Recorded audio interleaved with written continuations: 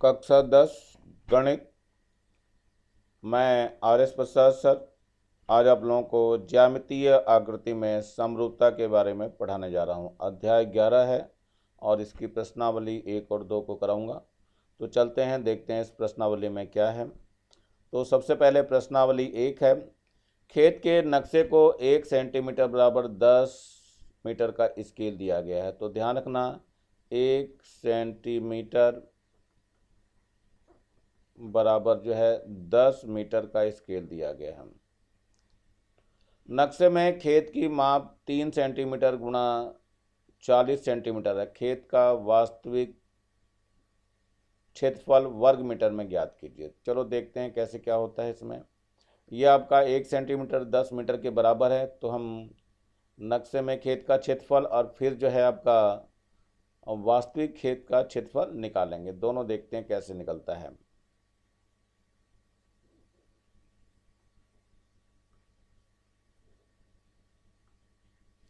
नक्शे में खेत का क्षेत्रफल पहले लिख लेते हैं हम।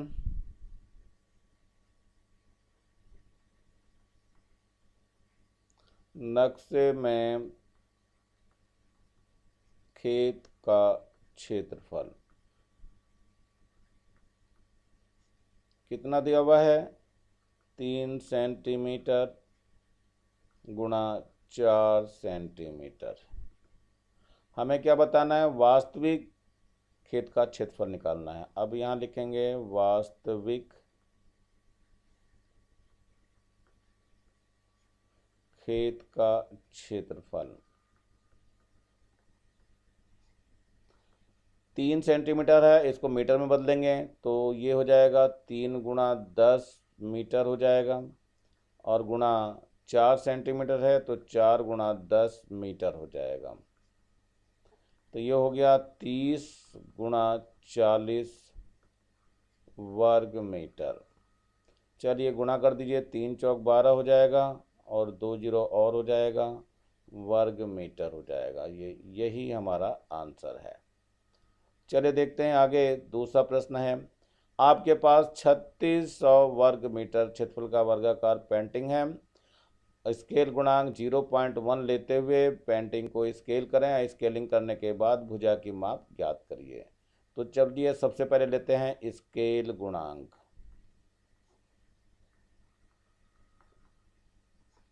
स्केल गुणांक दे रहा हुआ है 0.1, इसको लेना है। चलिए लेते हैं पहले पेंटिंग का क्षेत्रफल।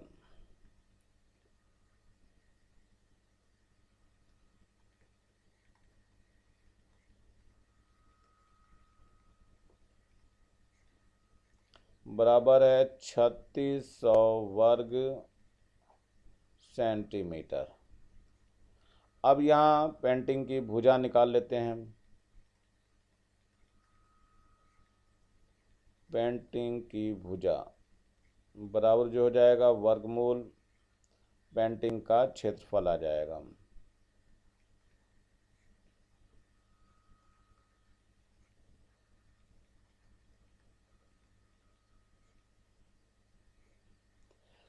तो ये है वर्गमूल कितना होगा? 3600, और 3600 का जब वर्गमूल निकालते हैं तो 60 आ जाएगा, यानी 60 सेंटीमीटर आएगा।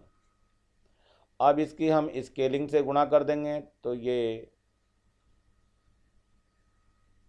भुजा की माप आ जाएगी। तो ये आ जाएगा भुजा की माप। 60 गुणा स्केलिंग से गुणा करेंगे तो 0.1 है, और ये सेंटीमीटर है, मतलब ये कॉपी पर बनाने के लिए है। तो गुणा कर देंगे, कितना हो जाएगा? 6.0 सेंटीमीटर। ये इसका आंसर है। ये प्रश्न नंबर 3 है, किसी शहर के नक्शे में रेलवे स्टेशन से एयरपोर्ट का अड्डा 3 सेंटीमीटर दिया हुआ है। यदि नक्शे का पैमाना 2 सेंटीमीटर बराबर 7 किलोमीटर हो तो रेलवे से एयरपोर्ट की वास्तविक दूरी बतानी है। तो चलिए लेते हैं। नक्शे का पैमाना 2 सेंटीमीटर।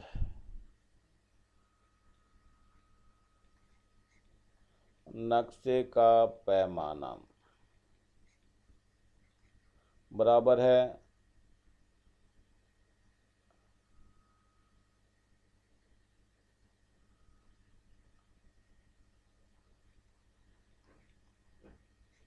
2 सेंटीमीटर बराबर है 7 किलोमीटर, ऐसा दिया हुआ है।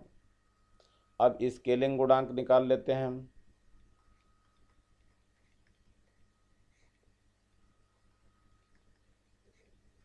ये हो जाएगा 7/2, इसको 2 से भाग कर देंगे तो 7/2 किलोमीटर हो जाएगा प्रति सेंटीमीटर।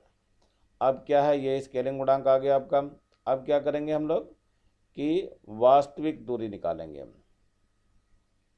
तो 3 सेंटीमीटर बराबर कितना हो जाएगा, 3 × 7/2 किलोमीटर। चलिए देखते हैं कितना हो जाएगा। 3 गुणा इसको भाग देते हैं, 2×3 = 6 और 2×5 = 10, इतने किलोमीटर। अब गुणा कर दीजिए इसको, तो 3×5 = 15 और 3×3 = 9 और 1 10, 10.5 किलोमीटर।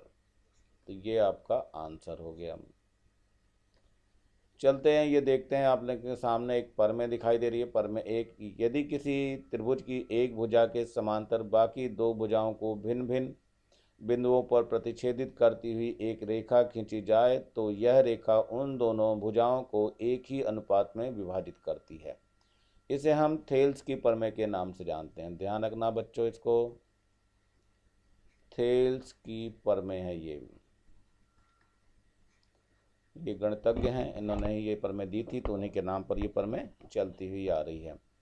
तो देखते हैं सबसे पहले इसमें क्या दिया हुआ है। क्या दिया है, ये त्रिभुज ABC है, त्रिभुज ABC। और इसमें क्या दिया है, एक भुजा समांतर है, DE समांतर है BC, DE समांतर है BC। और हमें सिद्ध क्या करना है, ये भी देख लीजिए, सिद्ध करना है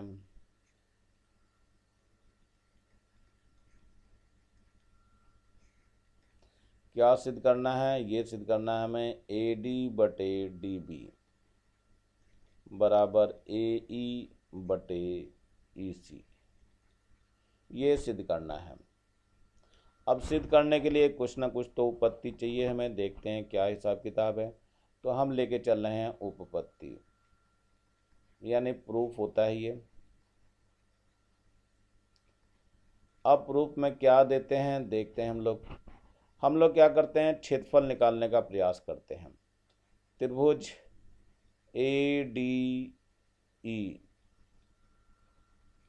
का क्षेत्रफल बटे त्रिभुज ले लेंगे हम नीचे वाला BDE का क्षेत्रफल। क्षेत्रफल बच्चों 1/2 आधार गुणा ऊंचाई होती है। तो इसमें ये रचनाएं करी हुई हैं, दिखाई दे रही हैं, जो डॉटेड लाइन से आपको दिख रहा होगा। ये लम्ब डाल दिया गया है इस पर, और ये E से B को मिला दिया गया है, D से C को मिला दिया गया है। ये सब रचनाएं की गई हैं इसमें। रचना के भी पद आपको यहाँ लिखने होते हैं, तो रचना आप लोग लिख लेना। मैं केवल इसकी उत्पत्ति बताने जा रहा हूँ। तो इसमें क्या होगा, इसका क्षेत्रफल निकालते हैं, 1/2 आधार गुणा ऊंचाई। 1/2 इसका आधार त्रिभुज का ये AD है, AD आधार है, और ऊंचाई ध्यान से देखो NE हो जाएगी। ऐसे नीचे वाले त्रिभुज का जरा देखिए, ये वाला त्रिभुज हो गया आपका। तो इस त्रिभुज के केस में क्या होगा, आधार BD हो जाएगा। तो 1/2 आधार BD हो गया, और गुणा इसकी ऊंचाई वही NE ही रहेगी, दोनों की ऊंचाई सेम रह जाएगी। तो ये NE से NE कट जाएगा, 1/2 से 1/2 कट जाएगा। तो क्या बचा, त्रिभुज ADE का क्षेत्रफल बटे त्रिभुज BDE का क्षेत्रफल बराबर हो जाएगा AD/BD। ये समीकरण नंबर 1 आ गई। ठीक इसी प्रकार क्या होगा, दूसरी तरफ की भी बात आ जाएगी, तो उसको भी लिखना है इसी प्रकार। क्या हो जाएगा, त्रिभुज ADE का क्षेत्रफल बटे, इधर से ये वाला त्रिभुज लेंगे, CDE का क्षेत्रफल। त्रिभुज CDE का क्षेत्रफल बराबर कितना हो जाएगा, AE/EC हो जाएगा ये। AE/EC, ये समीकरण नंबर 2 हो जाएगी। अब इसमें एक और बात है कि किसी भी दो समांतर चतुर्भुज के बीच में अगर कोई आधार समान है और उस पर कितने ही त्रिभुज बना दिए जाएं तो उनके क्षेत्रफल बराबर होते हैं। तो यहाँ लिखने हैं समांतर रेखाओं एक ही आधार पर बने त्रिभुजों के क्षेत्रफल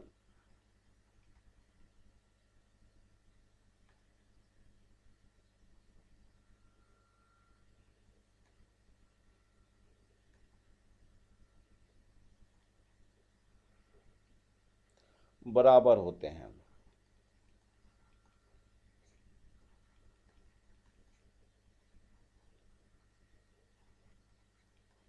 तो ये ध्यान रखना क्या इसमें बराबर हो जाएगा। अब ये जो त्रिभुज का क्षेत्रफल लिया गया तो ये बराबर हो जाएगा जो नीचे लिखे हुए दिखाई दे रहे हैं।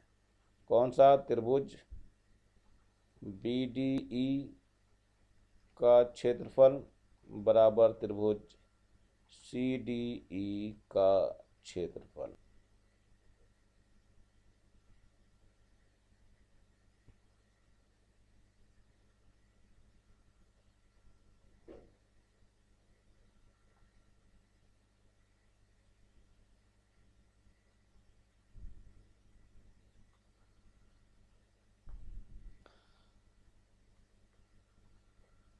समीकरण 1, 2, 3 से देखते हैं क्या होता है।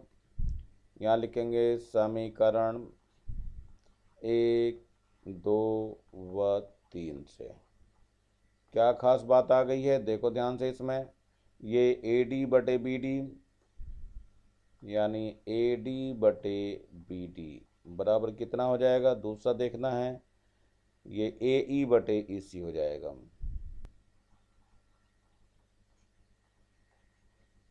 ये यहीं सिद्ध करना था हम लोगों को, यही पर में थी अपनी। अब इसमें आप लोगों को ध्यान रखना है, जो त्रिभुज दिखाया जा रहा है आप लोगों को, मैं यहाँ पे एक छोटा सा त्रिभुज और बना के दिखा रहा हूँ। पर में मैं क्या क्या चीज़ें लगानी पड़ती है हमें सूत्रों में, सूत्रों का ध्यान रखेंगे। ABC और ये आपके समांतर एक रेखा खींची गई थी जो DE के बराबर थी। तो इसमें जो सूत्र एक तो यही बना दिया गया, एक सूत्र और बन के आता है वो भी आपको ध्यान रखना पड़ेगा। वो AD/AB करके आता है बराबर इधर से AE/AC हो जाएगा। ये भी सूत्र हम लगा सकते हैं इसके अंदर।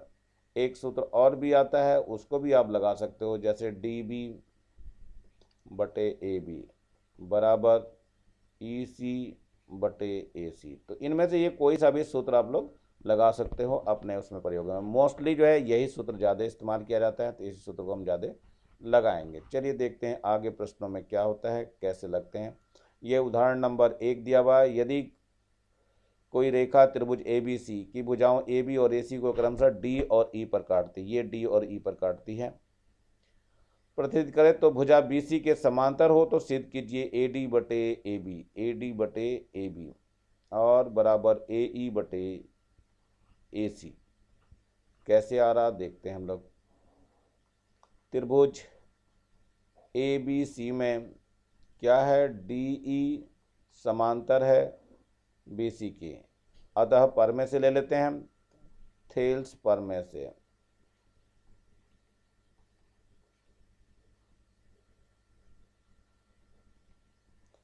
क्या है थेल्स पर में से, ये हो जाएगा AD/DB बराबर AE/EC। ये हम लोगों की थेल्स पर में है जिसकी सहायता से हम करेंगे इसको। अब क्या करते हैं, इसको पलट देते हैं। पलटने पे क्या हो जाएगा, ये DB/AD हो जाएगा और बराबर AC/ये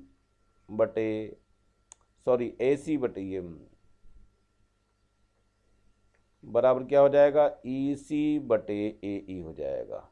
दोनों तरफ हम एक एक जोड़ना चाह रहे हैं तो DB/AD प्लस का 1 कर दीजिए यहाँ, और EC/AE है यहाँ पे, तो यहाँ पर भी प्लस का 1 कर दीजिए। अब इसका लघुत्तम लेंगे तो क्या बचेगा, AD बन जाएगा। ये AD आ गया तो यहाँ हो जाएगा DB + AD और यहाँ पर देखिए इसका भी लघुत्तम ले लीजिए तो कितना आ जाएगा, ए ई आएगा। ये ए ई आ जाएगा और यहाँ से क्या बच जाएगा, ई सी प्लस ए ई। अब यहाँ देखो, परंतु ये वाला नाम है D B plus A D, लिख दें यहाँ जरा, D B plus A D. जरा देखिए किसके बराबर है, ये डी बी है और ये ए डी है, तो ए बी के बराबर हो जाएगा। और दूसरा देखिए ये ई सी है, ई सी प्लस ए ई, ई सी यानी ये वाली दूरी हो गई और ए ई ये वाली दूरी, तो पूरी मिलाकर के ए सी हो गई। तो यहाँ पे आप ए सी लिख सकते हो, ये मान इसमें रख दीजिए। तो ये हो जाएगा ए बी बटे ए डी बराबर ए सी बटे ए ई। अब क्या करना है, इनको पलट के लिख देना है। तो ए डी बटे ए बी हो जाएगा बराबर ए ई बटे ए सी हो जाएगा। और यही हमें सिद्ध करना था, देखिए यहाँ पे दिया हुआ है, तो ये इति सिद्धम होता है।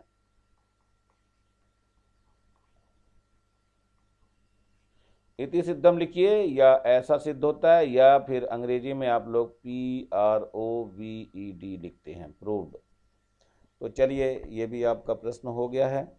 अब हम चलते हैं उदाहरण नंबर 2 की तरफ। उदाहरण नंबर 2 में क्या दिया हुआ है, इसको ध्यान से देखना है आपको।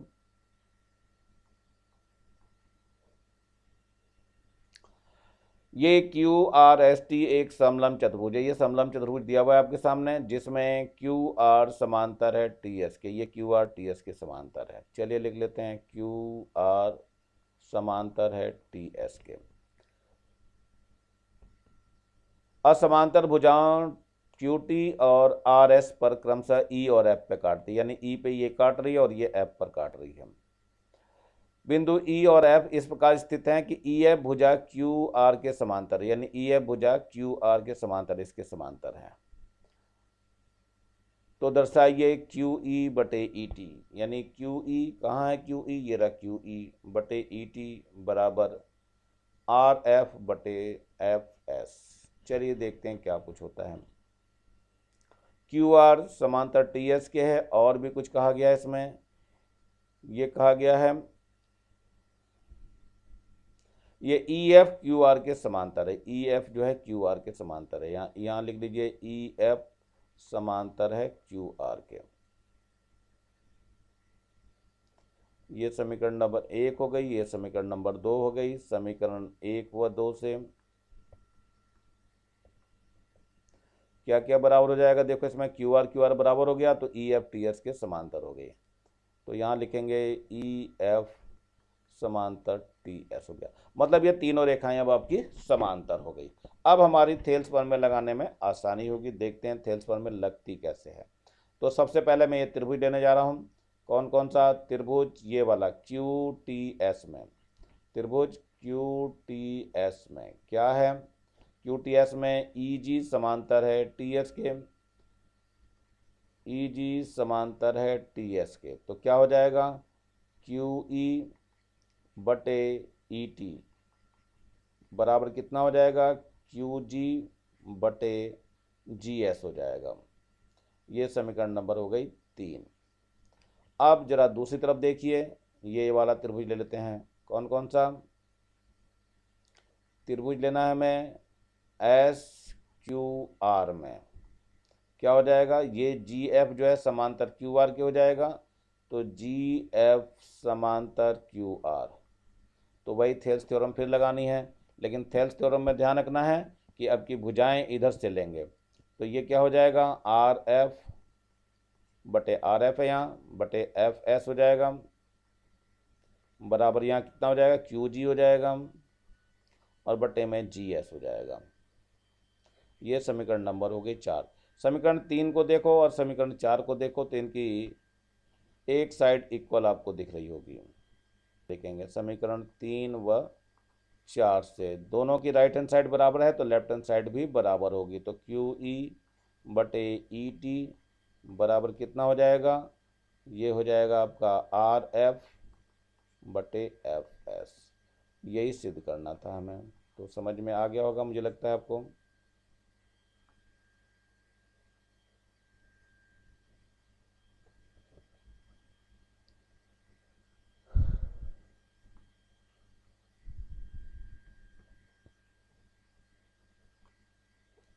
प्रश्नावली 2 आ गई है। वृत्ताकार मैदान की त्रिज्या 52 मीटर है। त्रिज्या जो दी हुई है देखते हैं हम। त्रिज्या बराबर है 52 मीटर। चलिए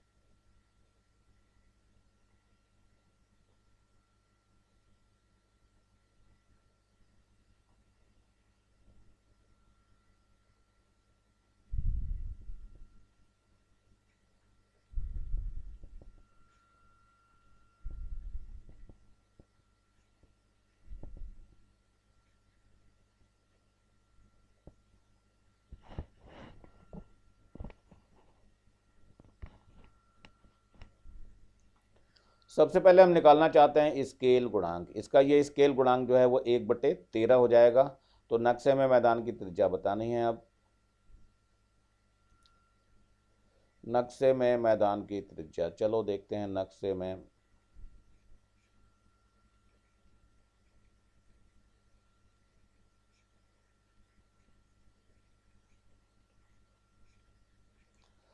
वैसे तो 52 मीटर थी, लेकिन ये गुणांक आया स्केल 1/13, तो ये सब सेंटीमीटर में बदल जाएगी। तो 13 कम 13, 13 चौक 52, यानी 4 सेंटीमीटर नक्शे में त्रिज्या होगी इसकी। यही हमारा आंसर होगा। अब चलते हैं, किसी आयत की दो आसन्न भुजाओं की माप 5 और 7.5 सेंटीमीटर है। निम्न स्केल गुणांक मानते हुए इन आयतों की भुजाओं की माप और क्षेत्रफल पता करिए। तो सबसे पहले माप दी हुई है 5 और 7.5। तो भुजाओं की आसन्न भुजाएं दे रखी है, लंबाई दे रखी है कितनी, 5 सेंटीमीटर, और चौड़ाई दे रखी है 7.5 सेंटीमीटर। तो पहला है स्केल गुणांक।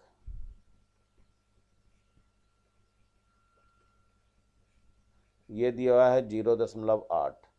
तो लंबाई कितनी हो जाएगी, 5 गुणा 0.8 हो जाएगा। तो 8 पंजे 40 हो जाएगा। तो 4 आ जाएगा, ये 4 सेंटीमीटर। चौड़ाई जो हो जाएगी कितनी है, 7.5 है, गुणा 0.8 हो जाएगा, जरा गुणा कर दीजिए। तो 8 पंजे 40 हो जाएगा, और 8 सते 56, 56 और 4, ये हो जाएगा 60।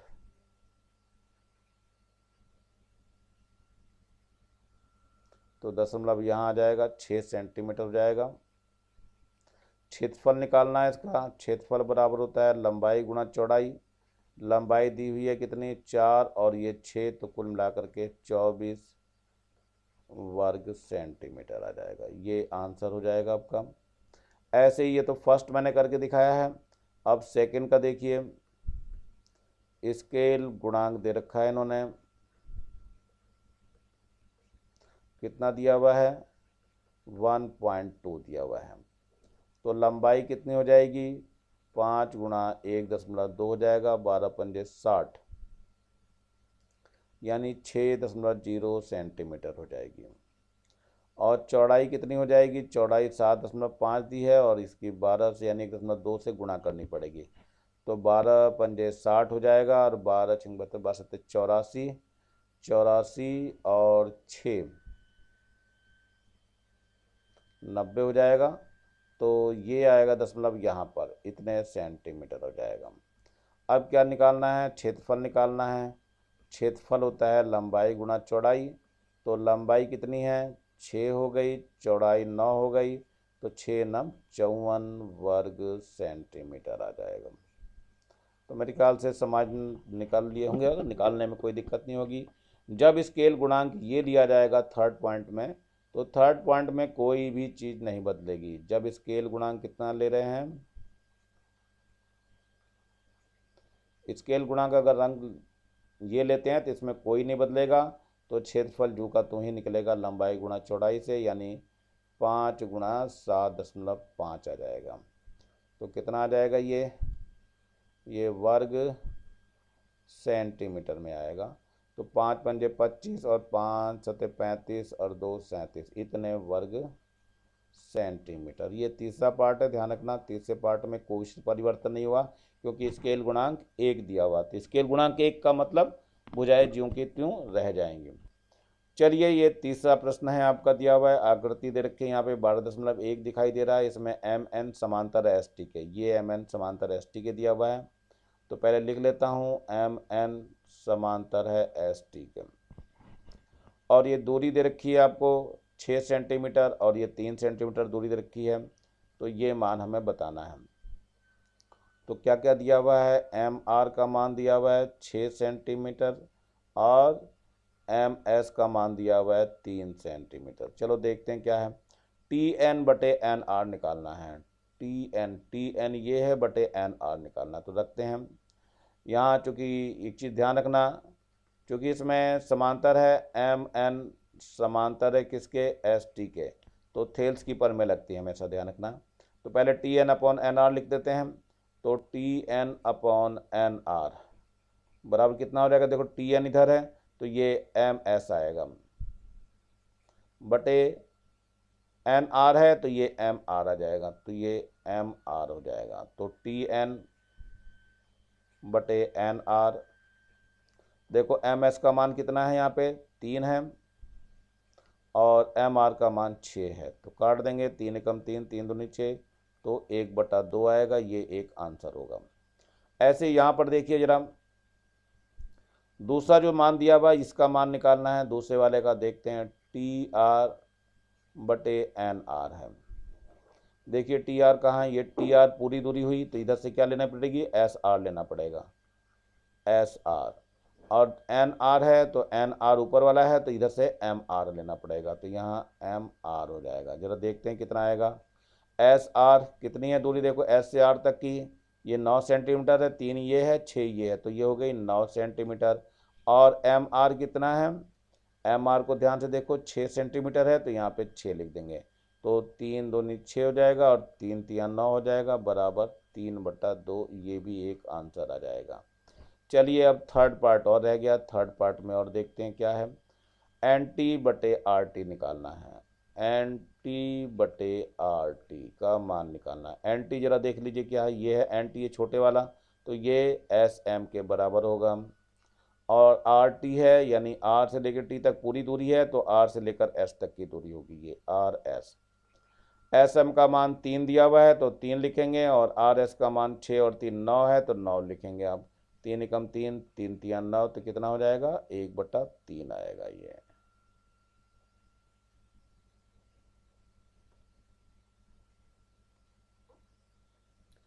ये काट के 1/3 आ जाएगा, और यही पे आंसर हो जाएगा। चलिए ये आधारभूत अनुपातिक प्रमेय का उपयोग करते हुए सिद्ध कीजिए कि एक त्रिभुज की एक भुजा के मध्य बिंदु से होकर दूसरी भुजा के समांतर खींची गई रेखा तीसरी भुजा को समद्विभाजित करती है। चलिए देखते हैं क्या क्या है इसमें। हमें यह दिया हुआ है पी का मध्य बिंदु है, इसका मतलब क्या हुआ कि ए डी और बराबर होगा डी बी।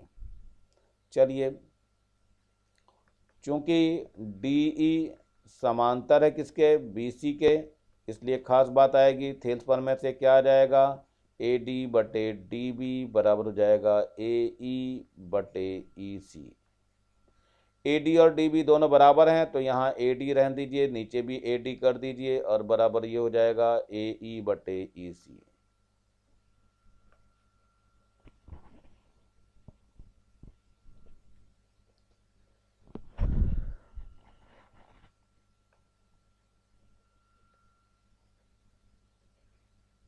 तो ये दोनों कट जाएंगे और एक आ जाएगा, इनकी हम ब्रज गुणा करने की कोशिश करेंगे, तो ये हो गया ए ई बटे ई सी।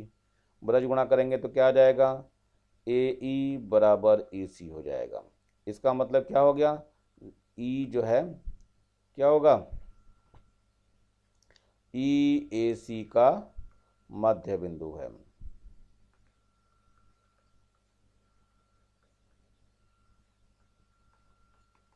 अतः ई ए सी को समद्विभाजित करता है।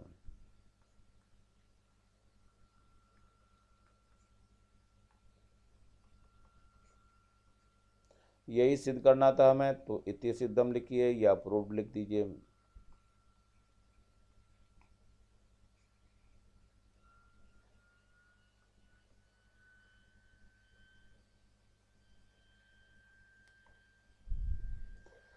ये एक आकृति दी हुई है, जरा ध्यान से देखना। डी एफ और ए ई समांतर हैं, ये है डी एफ और ए ई समांतर है। तो ये आपको दिखाई दे रहा है आकृति में। तो पहले मैं ले रहा हूँ त्रिभुज ए बी ई में, त्रिभुज ए बी ई में देखो ध्यान से, ये है त्रिभुज ए बी ई। इसमें डी एफ समांतर है ए ई के, डी एफ समांतर है किसके, ए ई के। तो इसमें क्या आ जाएगा, सूत्र लगेगा, डी एफ जब समांतर हो गया तो बी ई, पूरे बड़े वाले त्रिभुज में क्या होगा, त्रिभुज ले रहा हूं मैं बी सी ए में, यानी ए बी सी में। इसमें जो है डी ई समांतर है किसके, ए सी के, डी ई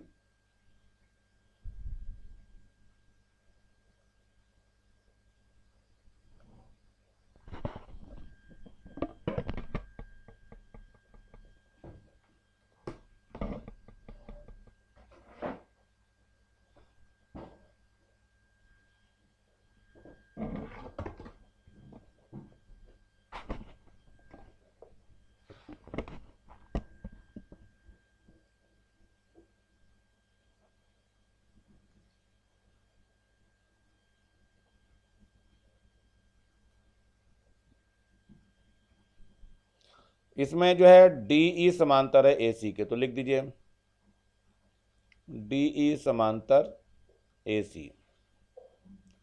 अब ये समांतर हो गई तो इसमें फिर वही ठेस लगेगी इस पर में, तो इसमें क्या हो जाएगा, बी ई बटे ई सी हो जाएगा।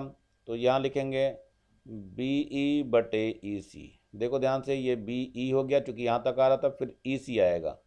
अब बराबर इधर से क्या हो जाएगा, बी डी बटे डी ए।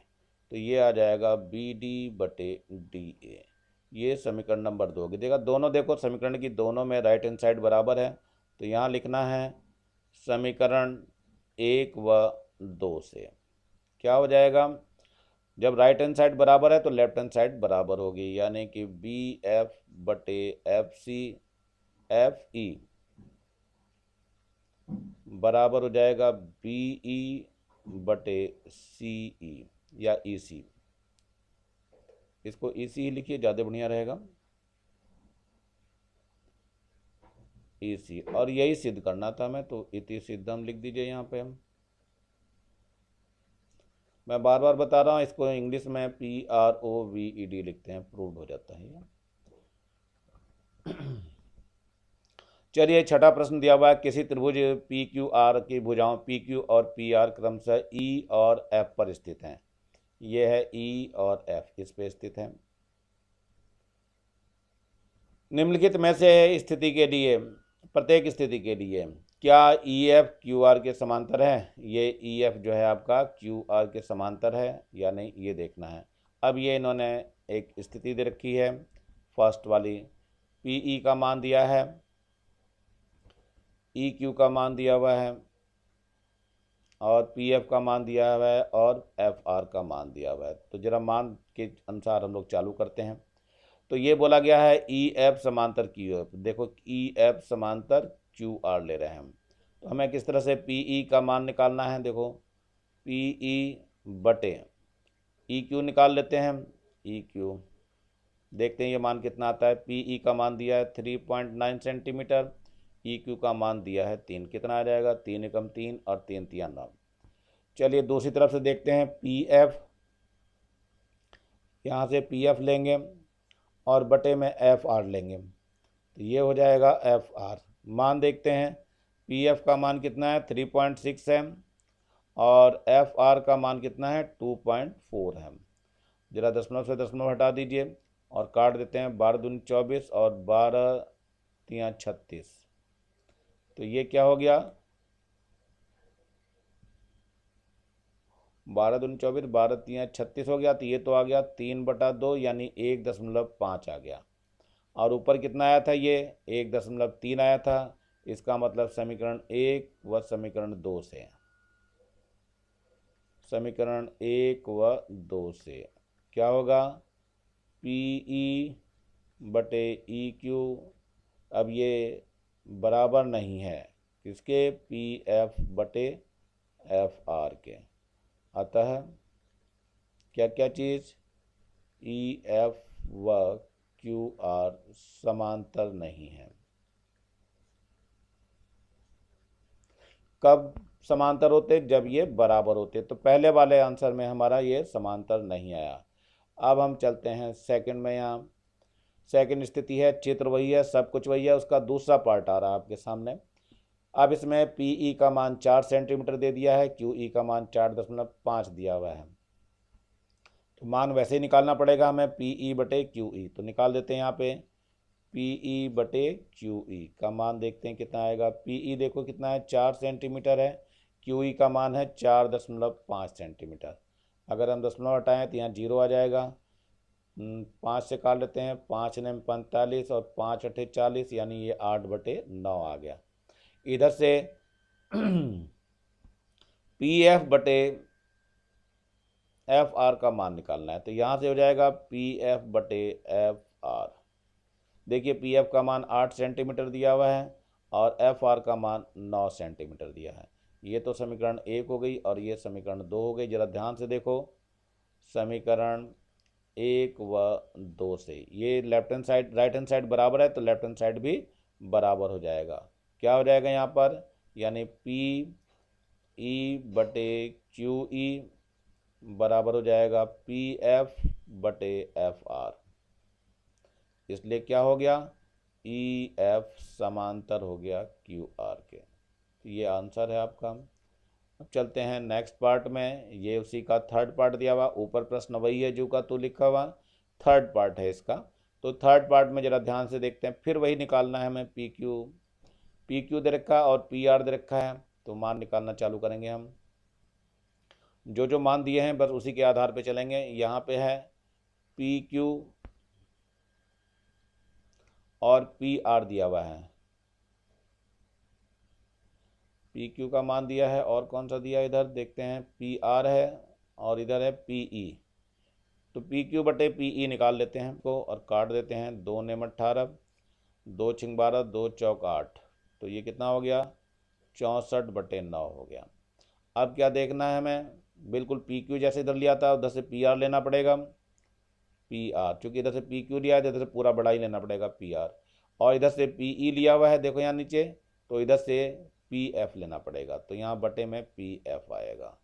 तो पी एफ का मान देखो कितना दिया हुआ है, इन दोनों के मान रख लेते हैं। पी आर का मान दिया हुआ है आपका ये 2.56 और पी एफ का मान जो दिया हुआ है ये दिया हुआ है आपका 0.36। दशमलव से दशमलव हट जाएगा, काट देते हैं 2 से।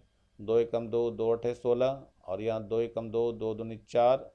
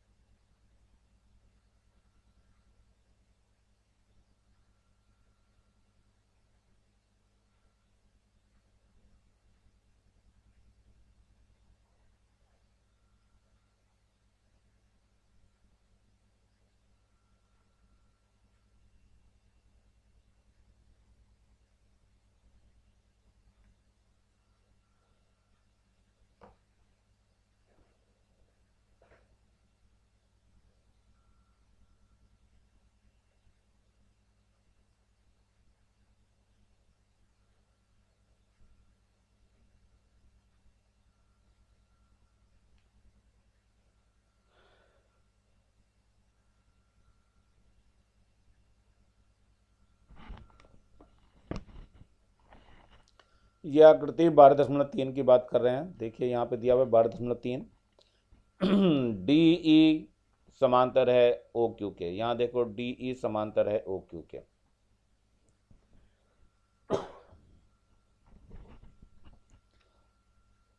यहाँ त्रिभुज त्रिभुज ले रहे हैं हम पी क्यू ओ में। देखो डी ई समांतर ओ क्यू बता रखा है इन्होंने, तो लिख लेते हैं यहाँ डी ई समांतर है ओ क्यू के। डी ई समांतर ओ क्यू, तो ये हो जाएगा पी ई बटे ई क्यू। यहाँ लिखेंगे पी ई बटे ई क्यू बराबर, देखो पी ई बटे ई क्यू बराबर क्या हो जाएगा, पी डी बटे डी ओ, पी डी बटे डी ओ। ये समीकरण नंबर 1 हो गई। फिर से ध्यान दीजिए, ये जो आकृति दी हुई है कौन सी हमारी, ये त्रिभुज है पी क्यू ओ में क्या था, ये डी ई समांतर था, तो हमने क्या लिया, पी ई बटे ई क्यू बराबर पी डी बटे डी ओ। अब चलिए एक और समांतर दे रखा है इन्होंने, क्या दिया हुआ है, ये डी एफ समांतर क्यू आर, यानी डी एफ ये वाला समांतर क्यू आर है, तो त्रिभुज बदल देते हैं। त्रिभुज कौन सा लेते हैं, पी ओ आर में, त्रिभुज पी ओ आर में देखिए क्या दिया हुआ है, डी एफ समांतर क्यू आर दे रखा है, डी एफ समांतर क्यू आर। तो जब ये समांतर दिया है तो यहाँ पर भी वही बात हो जाएगी, यानी पी एफ बटे एफ आर, यानी पी एफ बटे एफ आर बराबर कितना हो जाएगा, पी डी बटे डी ओ हो जाएगा। ये हो जाएगा पी डी बटे डी ओ। ये समीकरण नंबर 2 हो गई। तो अब क्या लेना है यहाँ, समीकरण 1 व 2 से जरा ध्यान से देखिए, इसकी राइट हैंड साइड बराबर है तो लेफ्ट हैंड साइड भी बराबर हो जाएगी। तो क्या करेंगे हम, पी ई बटे ई क्यू बराबर कितना हो जाएगा, पी एफ बटे एफ आर। लेकिन ध्यान से देखिए इस पूरे त्रिभुज में हो जाए तब तो पी क्यू आर में हो जाएगा। अब ये क्या हो गया, पी ई बटे ई क्यू, ये देखो पी ई बटे ई क्यू बराबर क्या हो गया, पी एफ बटे एफ आर हो गया। ठीक है, इसलिए क्या हो गया, इसलिए ये क्या हो गया, ई एफ जो है वो समांतर हो गया किसके, क्यू आर के, और यही हमें शो करना था। तो ये इति सिद्धम हो गया। तो आप लोग कर लेंगे आसान से मेरे ख्याल से। ये प्रश्न नंबर 8 है, इस प्रश्नावली का आखिरी प्रश्न है। आकृति 12.4 ये दी हुई है आपके सामने। ओ पी ओ क्यू और क्यू आर क्रमशः ए बी सी इस प्रकार हैं, इन पर ए बी सी हैं, ये दिए हुए हैं ए बी सी के मान, इन पे सब पे मान दे रखे हैं। इस प्रकार हैं कि ए बी समांतर है पी क्यू के, ये ए बी समांतर है पी क्यू के, ए सी समांतर है पी आर के, यानी ये ए सी इधर वाला समांतर है पी आर के। तो दर्शाना है कि बी सी क्यू आर के समांतर होगा। चलिए देखते हैं कैसे हो जाएगा। तो सबसे पहले हम एक एक लेना चालू करेंगे। तो त्रिभुज लेना चाह रहा मैं, पहले ए बी समांतर पी क्यू कहा है इसने, ए बी समांतर यानी ओ पी क्यू में, तो त्रिभुज ओ पी क्यू में देखिए क्या है, त्रिभुज ओ पी क्यू में ये ओ पी क्यू है। क्या क्या दिया है, ए बी समांतर है किसके, पी क्यू के, तो लिख दीजिए हम ए बी समांतर है पी क्यू के। तो क्या हो जाएगा, थेल्स थ्योरम लगाएंगे, तो थेल्स थ्योरम में हो जाएगा ओ ए बटे में ओ ए आ गया, बटे में ए पी आ जाएगा, बराबर इधर से ओ बी आ जाएगा, और बटे में ओ क्यू आ जाएगा। ये समीकरण नंबर 1 हो जाएगी। अब जरा दूसरे में देखिए क्या होगा, त्रिभुज थोड़ा बदल देंगे। अब देखना है ए सी समांतर पी आर है, तो ए सी समांतर यानी ये इसके समांतर है, यानी ये त्रिभुज लेना है हमें, त्रिभुज ओ पी आर में। तो यहाँ लेंगे हम त्रिभुज ओ पी आर में, ये त्रिभुज ओ है बच्चों ध्यान रखना। तो ये राइट हैंड साइड भी बराबर हो जाएगी। समीकरण 1 और 2 से क्या हो जाएगा, ओ बी बटे ओ क्यू बराबर ओ सी बटे सी आर। तो ओ बी बटे ओ क्यू हो गया, और बराबर इधर ओ सी बटे सी आर हो गया। ये ओ बी बटे यहाँ बी क्यू होना था बच्चों, देखो ध्यान से,